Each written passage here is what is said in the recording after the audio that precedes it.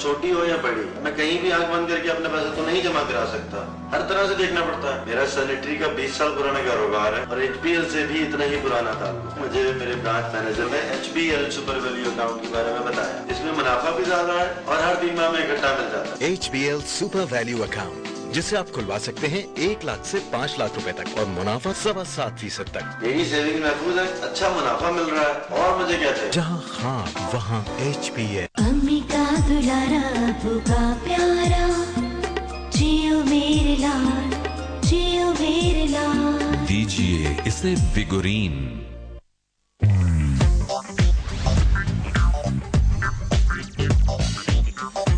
LG KG276, color LCD, speakerphone, Urdu SMS, downloading और mobile tracker के साथ LG KG276।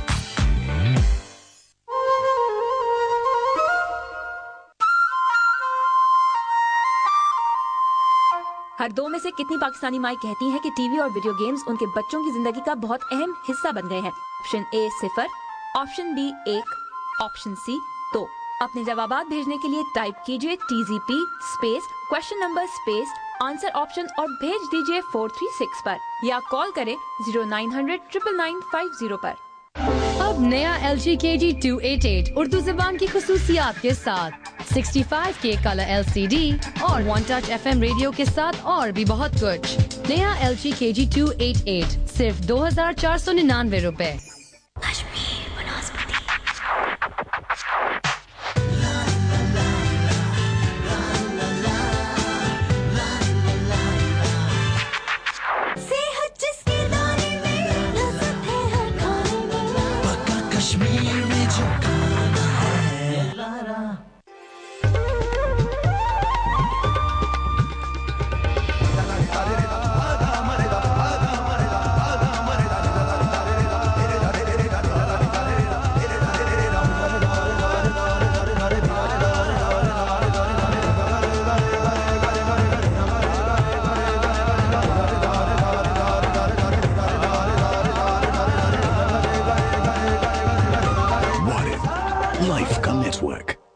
Saving हर आदमी करता है, चाहे वो छोटी हो या बड़ी। मैं कहीं भी आंख बंद करके अपने पैसे तो नहीं जमा करा सकता। हर तरह से देखना पड़ता है। मेरा सैनिटरी का 20 साल पुराना कारोबार है और HBL से भी इतना ही पुराना था। मुझे मेरे ब्रांच मैनेजर ने HBL सुपर वैल्यू अकाउंट के बारे में बताया। इसमें मुनाफा भी ज्यादा है और हर 3 माह में इकट्ठा मिल जाता है। HBL सुपर वैल्यू अकाउंट, जिसे आप खुलवा सकते हैं 1 लाख से 5 लाख रुपए तक और मुनाफा 7.25% तक। मेरी सेविंग महफूज है, अच्छा मुनाफा मिल रहा है और मुझे क्या चाहिए। जहाँ ख्वाब वहाँ HBL। तिब्बे इस्लामी का पहला आलमी अवार्ड याफ्ता इदारा अशरफ का गेस्ट स्टॉल, तबखीर, सीने की जलन और बदहजमी से फौरी आराम। अशरफ का शरबत फौलाद, खून की कमी और ज़ोफ़े जिगर का मौसर इलाज। Ashraf laboratories private limited.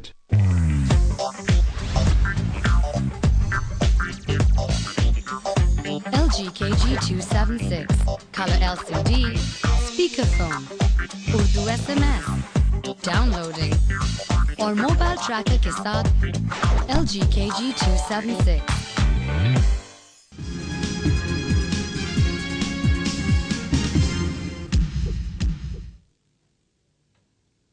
Welcome back. अब हम बात करते हैं मशीर दाखिला जनाब रहमान मलिक साहब से। अस्सलाम वालेकुम रहमान मलिक साहब। अस्सलाम वालेकुम हामिद मीर साहब, कैसे हैं आप? ठीक हैं साहब? जी मैं बिल्कुल ठीक हूँ।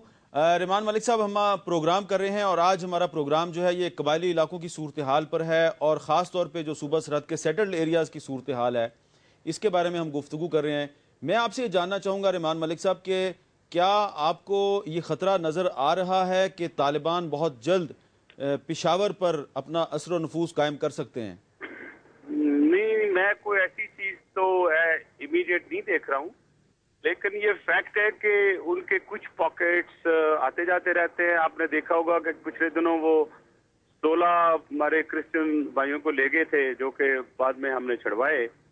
तो ये छोटे मोटे वाकयात हो रहे हैं जो कि हम अब नहीं होने देंगे जी। और इसलिए जो भी कोई जरूरी इकदाम लेने की जरूरत थी वो लिए जा चुके हैं। आपको पता है कि पिछले दोनों चीफ मिनिस्टर साहब के साथ मेरी मीटिंग हुई थी और उसमें बहुत सी चीजें तय पाई गई थी इस तरह उसी दिन गवर्नर साहब के साथ भी मीटिंग हुई, उसमें भी कुछ चीजें तय पाई गई।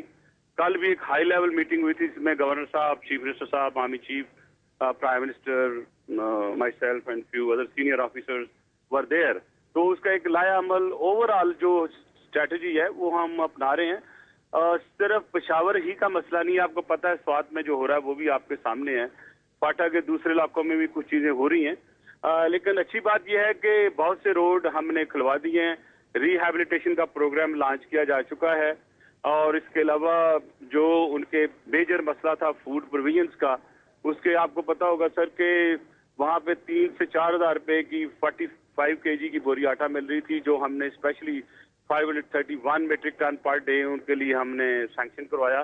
तो अब ये एक अच्छी बात है कि उनको भी आटा उसी कीमत में मिल रहा है जो आज पेशावर में मिल रहा है। रहमान तो मलिक साहब, मैं एक आपकी बात काट रहा हूँ, ये आपने भी जिक्र किया कि कुछ क्रिश्चियंस जो हैं पेशावर से अगवा हुए और उनको खैबर एजेंसी में ले जाया गया, बाद में उन्हें छोड़ दिया गया, उन्हें खैबर एजेंसी के इलाके बाड़ा में ले जाया गया। बाड़ा वो इलाका है जहाँ पे हाजी मंगल बाग का कंट्रोल है, जिनका ताल्लुक लश्कर इस्लाम से है, तो उनका तो तालिबान से कोई ताल्लुक नहीं। मैं सवाल आपसे ये करना चाह रहा हूँ कि ये जो सारे वाकयात आप बता रहे हैं, क्या इसमें तालिबान मुलव्वस हैं या कुछ दीगर ग्रुप्स हैं या कोई क्रिमिनल्स हैं?